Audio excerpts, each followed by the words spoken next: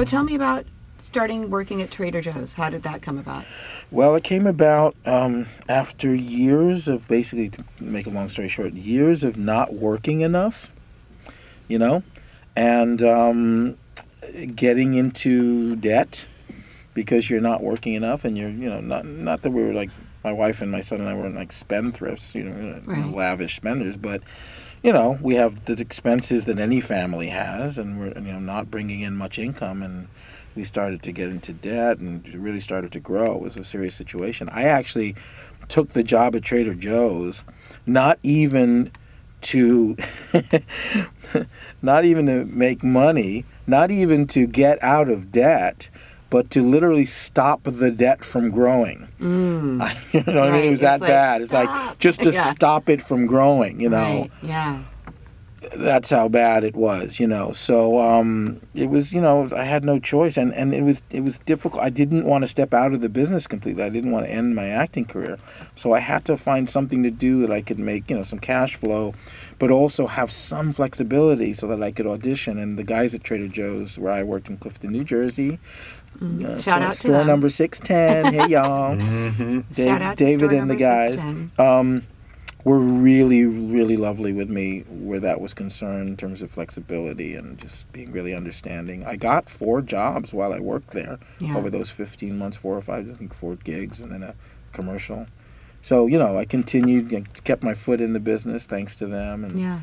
And I, earned enough money to kind of stop the debt, didn't really, but anything helped, so, and I felt good about working, I felt good working and not just, waiting for the phone to ring anymore. It was a good feeling, productive, healthy, spiritually positive feeling. And what were you doing there? When you work at Trader Joe's, you do everything. Everyone does everything. So registers, stocking shelves, bagging, everything. all of that. Yeah, I mean everything you can imagine in the store, you do. Okay. Yeah. Garbage. Yeah. There was one very uncomfortable moment when I was doing the garbage behind the counter, actually literally on the floor, emptying the garbage, and all of a sudden I saw a man leaning over the counter and said, "Can I have your autograph?" Oh, no. And it was just the weirdest juxtaposition of those 2 parts of my life coming together. Wow. Yeah. Did you give it to him? I did. I did. There was no we weren't allowed to take pictures in the store, but I believe I did that. Yeah. So you're not allowed to take pictures in the store. So that woman, clandestinely, yes. So she took your picture. Yeah. What was your impression of her taking your picture? Did you know that she? I didn't. I had no idea.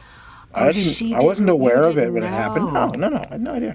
Okay. No. Do you know who she is? No.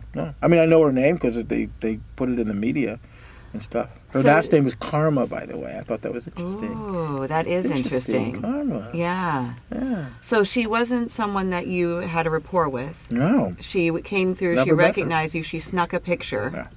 And then she went and sent it. Yeah, I think she mentioned it to someone, and someone probably said to her, "Hey, you know what? You might make some money off of that. You should send it to." I don't know when she took it. She was thinking, "I'll make," But I think she, it occurred to her that it might, someone kind of led her down the path. Right. So it ended up in the, the media, the social media.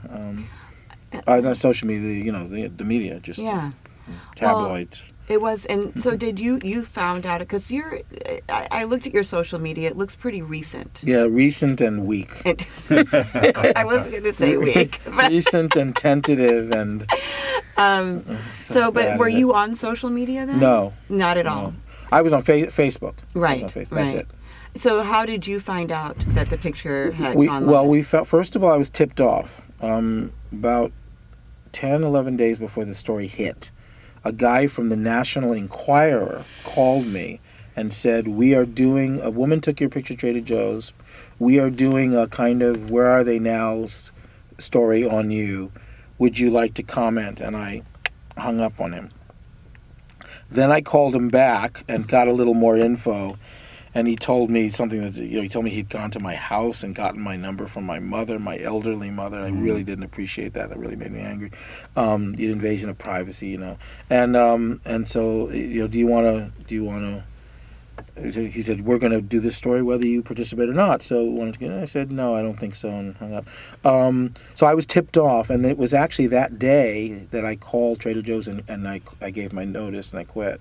Oh. Because at that point, I just felt like I can't go back into this situation knowing that there's people there who are maybe casing the joint, taking more pictures, asking people stuff. It was just too I felt like for my peace of mind and my personal dignity, I couldn't continue to work. And I didn't even give my notice. I said, I'm done. I'm not coming in anymore. I explained why, and they understood. They understood. And that was that. And then 10, 11 days later, and it's so funny, Josie and I are so old school. We're thinking, the National Enquirer, the tabloids, how bad could it be? I'm envisioning those little newspapers that they sell in the supermarket. Yeah. How many people take like those? A little column a few thousand, so what? Never occurred to me that it was internet. Never could. And all of a sudden, one day, it was August 31st, 2018, and Josie says to me, "Oh, honey, here it is, huh? Here it is," and boom.